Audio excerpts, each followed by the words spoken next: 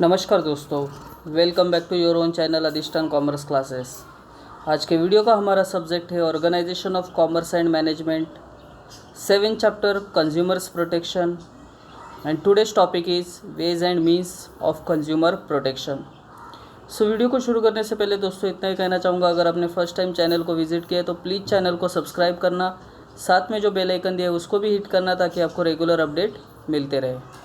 तो चलिए फटाफट स्टार्ट करते हैं आज के वीडियो को।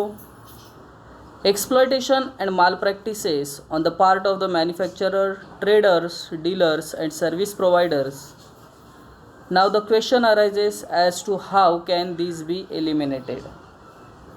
The prevailing judiciary system is not sufficient enough to protect consumers. Therefore, there are various ways and means of consumer protection. They are as follows.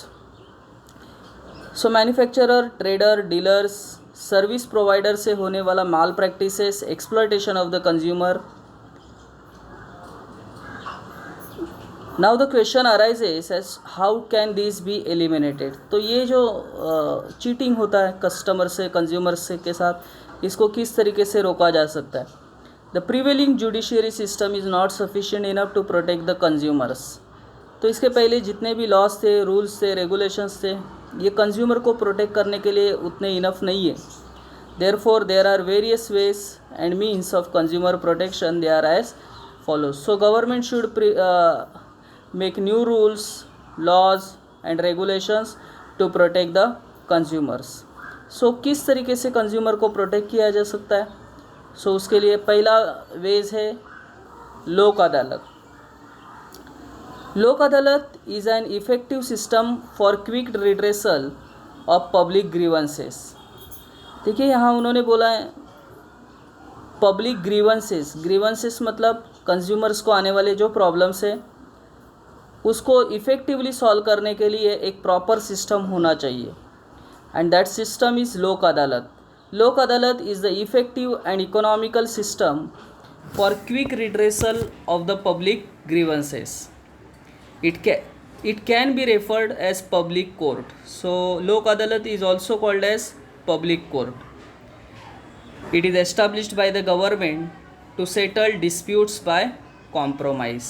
So first passage में ही उन्होंने बोला है कि एक फास्टेस्ट इकोनॉमिक और effective system है जिसके through consumers के प्रॉब्लम को जल्दी से जल्दी सॉल्व किया जा सकता है।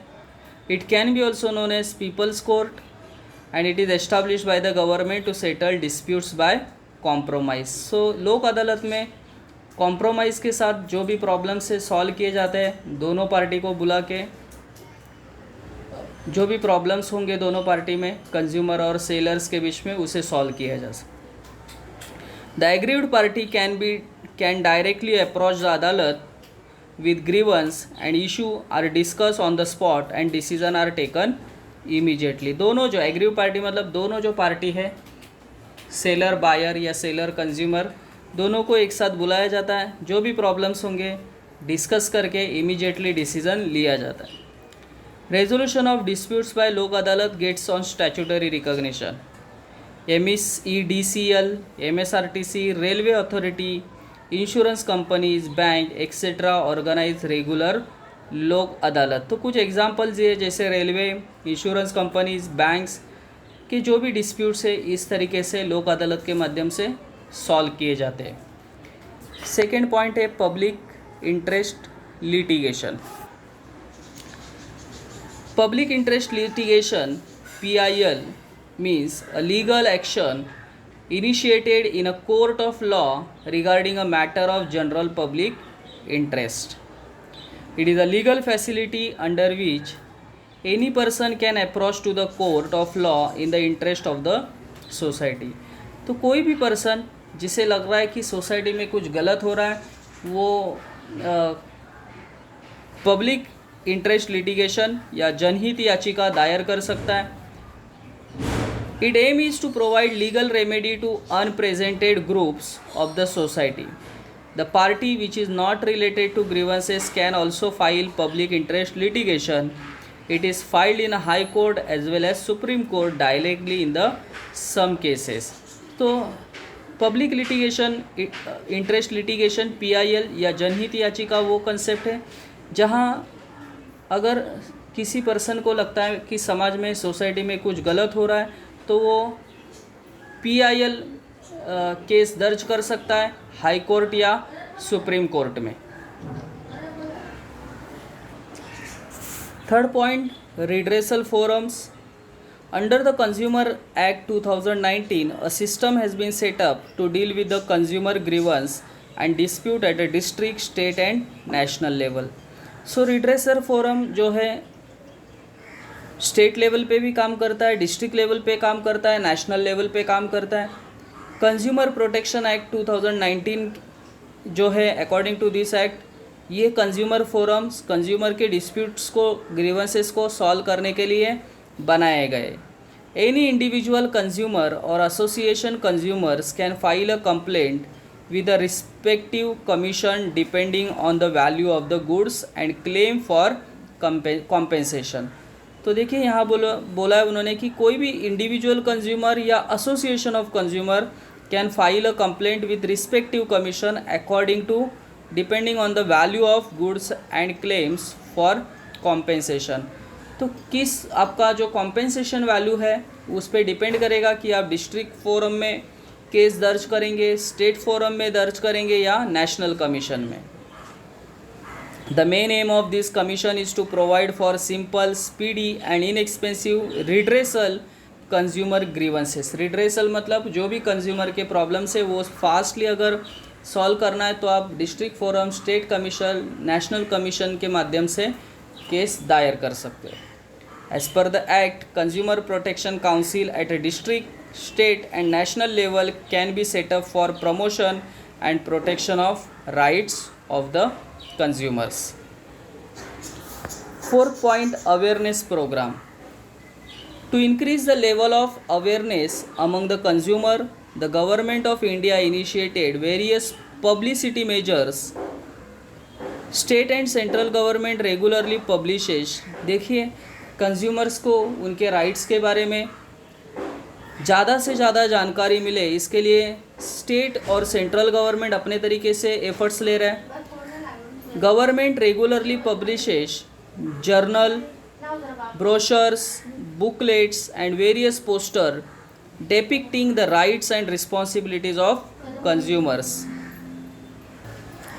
देखिए state and central government regularly journals, brochures, booklets, posters ये सभी पब्लिश करती है।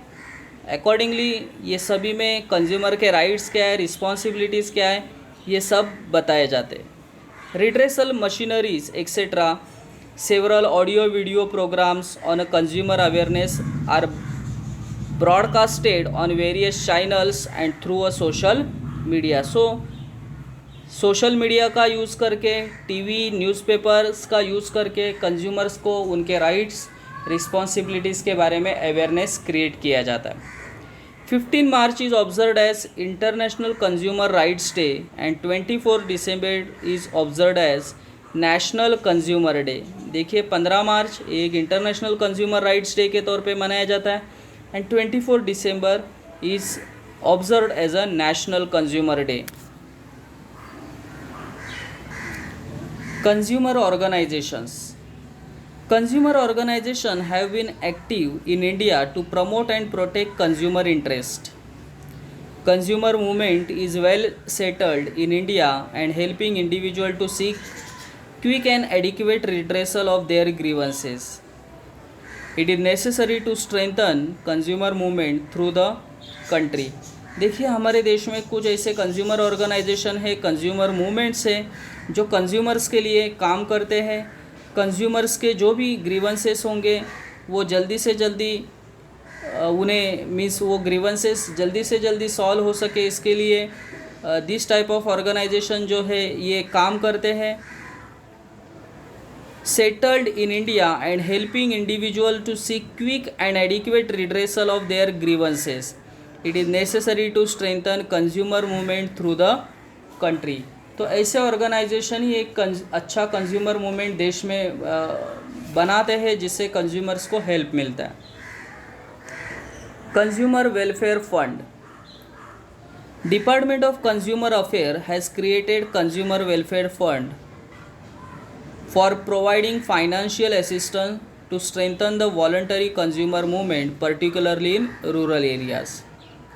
This fund is used for training and research in consumer education, complaint handling, counseling and guidance mechanism, product testing labs and so on.